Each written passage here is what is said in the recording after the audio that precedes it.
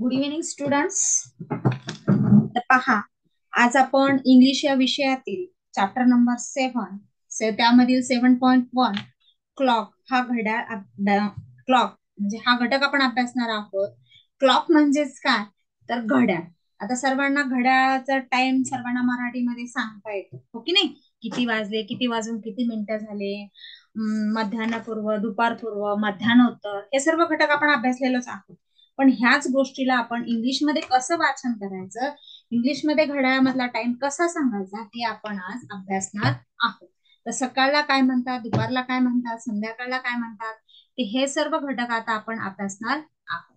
Okay, तर सर्वांनी पहा, पान नंबर 196 काढायचा आहे.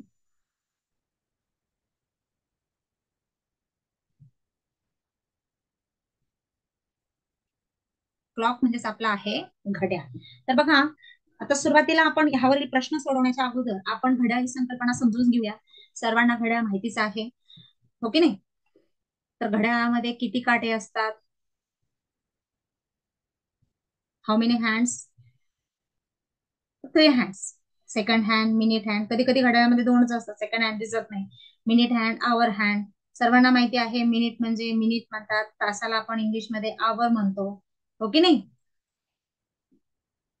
तर घड्याळामध्ये हे झालं आपलं. एक मिनिट. सर्वांनी आपल्या डोळ्यासमोर घड्याळ आणायचं आहे. ओके, तर घड्याळामध्ये किती वाजले हे आपल्या पटकन लक्षात येऊन जातं. आता बघा, आपण सकाळी म्हणतो मी सकाळी उठलो, दुपारी अभ्यास केला, रात्री झोपलो. तर कधी कधी तुम्ही एएम आणि पीएम हा घटक देखील अभ्यासला असेल. एएम म्हणजे काय, पीएम म्हणजे काय. ओके, तर पहा, मला सुरुवातीला घड्याळ मी सुरुवातीला ड्रॉ करून दाखवते. थोडंसं वाकडं येईल, ऍडजस्ट करून घ्या. तर बघा, घड्याळामध्ये किती काटे असतात? How many hands? अगदी बरोबर, 12 असतात. हे सर्वांना माहिती आहे. आता आपल्याला इंग्लिशमध्ये वाचायचं आहे की घड्याळामध्ये किती वाजलेले आहे. तर ते आपण कसं वाचायचं, तर आपण 1:15 वाजले, 1:30 वाजले, 1:45 वाजले, हे सुद्धा वाचतो. पण इंग्लिशमध्ये नेमकं त्याला काय म्हणतात हे आपल्याला माहित असणं गरजेचं आहे. तर अगोदर सुरुवातीला आपण एएम आणि पीएम ही संकल्पना समजून घ्या. हे आहे घड्याळ, त्याला असतो आवर हँड, तो असतो छोटा, आणि मिनिट हँड असतो तो त्याच्यापेक्षा असतो मोठा. आवर हँड, मिनिट हँड कळालं तर तुम्ही एएम आणि पीएम हे अभ्यासलंच असेल. तर बघा, एएम म्हणजे काय, तर त्याचा लॉंग फॉर्म सुद्धा माहिती असणं गरजेचं आहे. अँटी मेरिडियन आणि प्राईम मेरिडियन, त्याचा तुम्हाला परीक्षेमध्ये विचारू पण शकतात लॉंग फॉर्म काय आहे. तर एएम चा लॉंग फॉर्म आहे अँटी मेरिडियम आणि पीएम चा लॉंग फॉर्म आहे प्राईम मेरिडियम. आता एएम कधी म्हणायचं, रात्रीची 12. रात्रीची 12 ते दुपारचे 12 तेव्हा म्हणतात. म्हणजे आपली सकाळची पहाटेची वेळ जी असते ती असते एएम, आणि दुपारची 12 ते रात्रीचे 12 पर्यंतची वेळ असते त्याला म्हटलं जातं पीएम. ओके, समजले सर्वांना? त्याचा लॉंग फॉर्म देखील माहिती असणार, जसं एएम केव्हा म्हणतात, पीएम केव्हा म्हणतात. ओके, समजले सर्वांना? ओके, आता पहा, आता आपण म्हणतात, समजा आपल्याला म्हणायचे 3 वाजले, तर आपण इंग्लिशमध्ये काय म्हणणार आहोत? 3 o'clock, हो की नाही? किती वाजले? 3 वाजले. आता समजा तुम्ही पुन्हा म्हणा 3:05 झाली, घड्याळामध्ये आपल्याला दाखवले असे 3:05 झालेले आहे. जेव्हा पहा घड्याळामध्ये अगोदर आपण पाव भाग, अर्धा भाग आणि पाऊण भाग समजून घ्या. घड्याळाचा पाव भाग सर्वांना माहिती आहे केव्हा होतो, हा जो असतो तो पाव भाग. आणि पाव भागालाच इंग्लिशमध्ये म्हटलं जातं क्वार्टर. काय म्हटलं जातं? पावला आपण मराठीमध्ये म्हणतो क्वार्टर. अर्ध्याला काय म्हणतो आपण? हाफ. ह्याचे हाफ, हाफ म्हणजे काय? अर्धा. आणि पाऊनला आपण काय म्हणतो? तो 3/4. इंग्लिशमध्ये काय म्हणतो? 3/4 म्हणजेच काय झाला? पाऊन.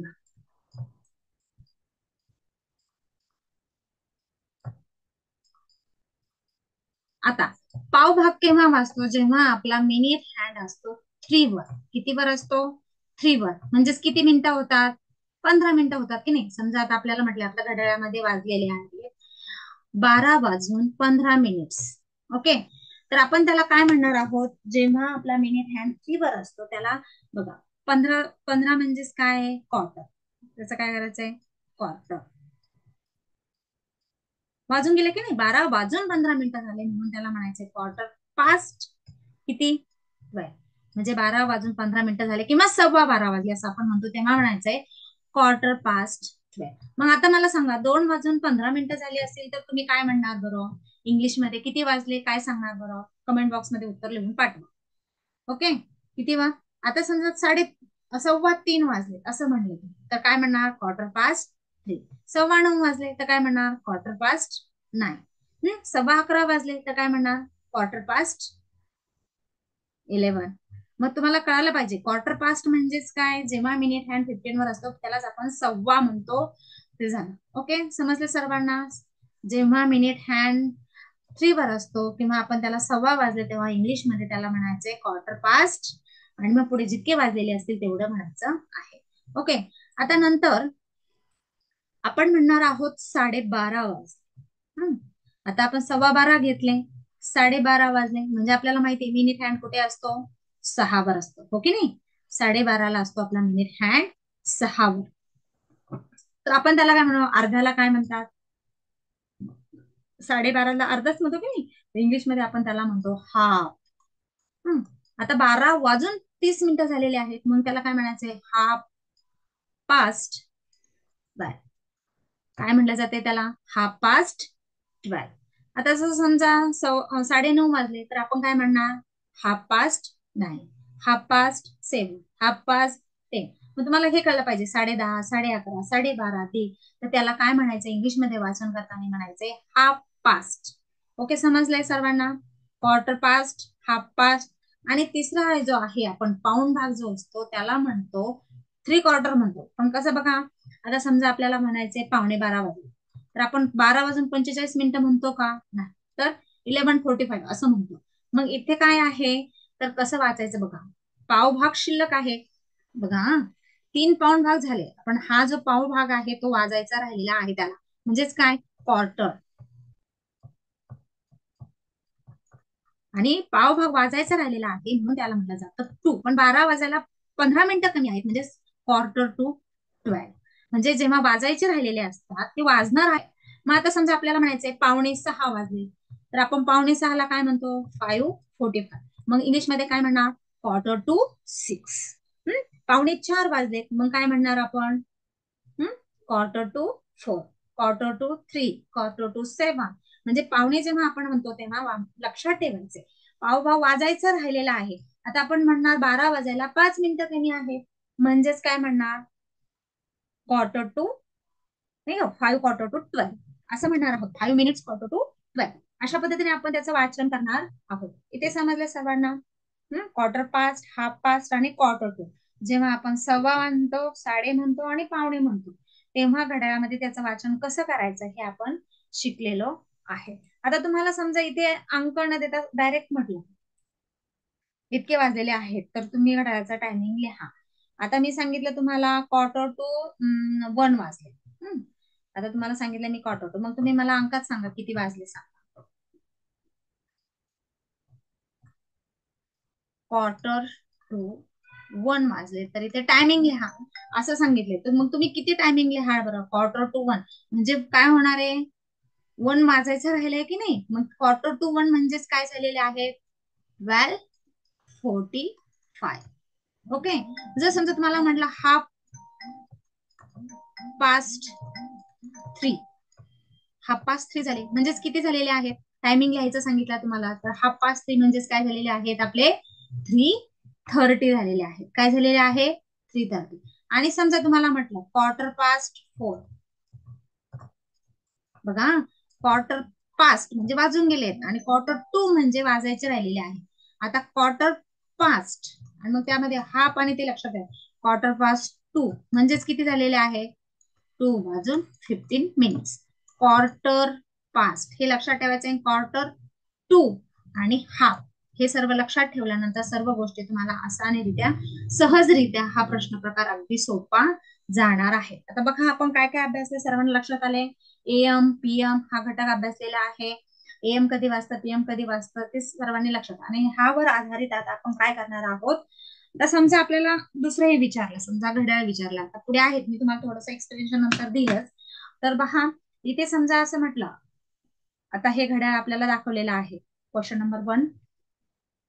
तर घड्याळामध्ये काटे दिलेले आहेत, आपल्याला किती वाजलेत असं विचारलेलं आहे. कधी कधी अंकात विचारतील, कधी कधी शब्दात विचारतील. तर त्याचं उत्तर आपल्याला लिहिता आलं पाहिजे. ओके, तर बघा, choose the correct timing for given statement. प्रश्न पहिला आहे, choose the correct timing for given statement. आता स्टेटमेंट दिलेलं आहे, त्याच्यावरून आपल्याला करेक्ट टाइम सांगायचे. मग पहिला प्रश्न आहे बघा, Sheetal go for a walk every morning. बघा, अंडरलाईन करा, Sheetal go for a walk every morning. Morning आलेलं आहे, मग मॉर्निंगला आपण काय वापरतो? 7 PM, 8 PM, 6 AM की 6 PM. मग तुम्हाला मी मगाशीच सांगितलं, AM PM म्हणजे काय? रात्री 12 ते दुपारचे 12 पर्यंत जो असतो तो असतो AM, आणि दुपारचे 12 ते रात्रीचे 12 पर्यंत असतात PM. मग आता मॉर्निंगला वॉकिंगला जाते म्हणजेच काय येणार आहे? 6 AM. Option number 3 is correct answer. नंतर क्वेश्चन नंबर 2 आहे, व्हॉट टाइम इज इट. आता आपल्याला इथे घड्याळ दाखवलेला आहे, घड्याळामधला टायमिंग विचारलेला आहे. आता हे बाकीचं घड्याळ तर तुम्हाला सांगताच येते. काय असतं? प्रत्येक 2 काट्यामध्ये 5 मिनिटाचं अंतर असतं. मग मिनिट हँड जिथे असतो तिथे आपल्याला काय करायचं आहे? तेवढा टेबल म्हणायचा आहे. आता बघा, मिनिट हँड कितीवर आहे आपला इथे? 10 वर आहे. मग काय करायचंय? 5चा टेबल 10 पर्यंत म्हणायचा आहे. 10×5 50 मिनिट झालेले आहेत. मग आवर हँड कितीवर आहे? 2.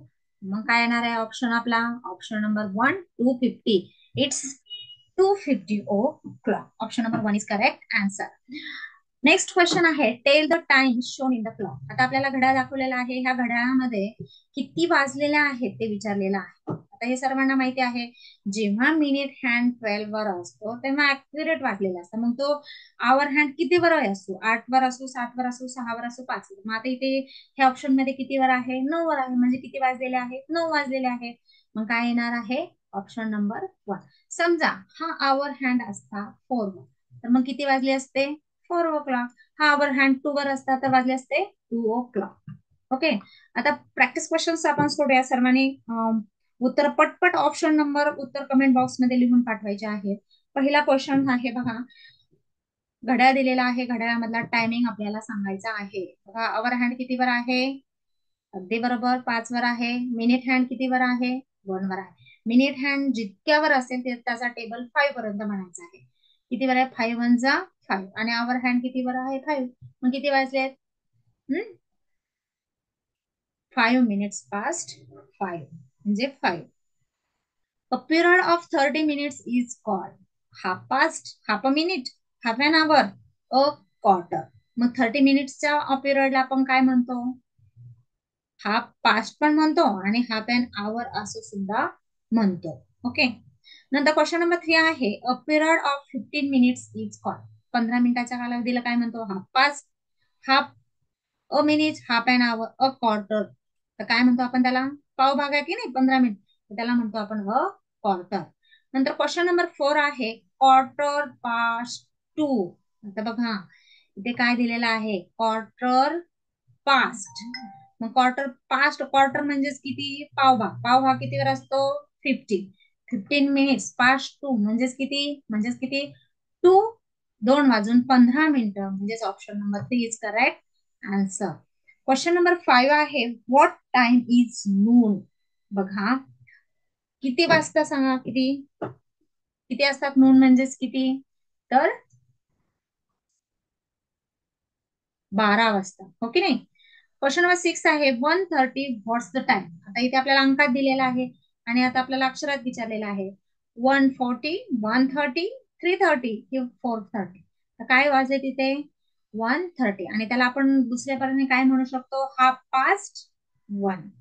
अ period of 45 minutes is called. 45 मिनिट्सच्या पिरियडला आपण काय म्हणतो? 1 क्वार्टर, हाफ, 3 क्वार्टर की 2 क्वार्टर. सुरुवातीला सांगितलेलं आहे, अगदी सोपा प्रश्न प्रकार आहे. Option number 3 is correct answer.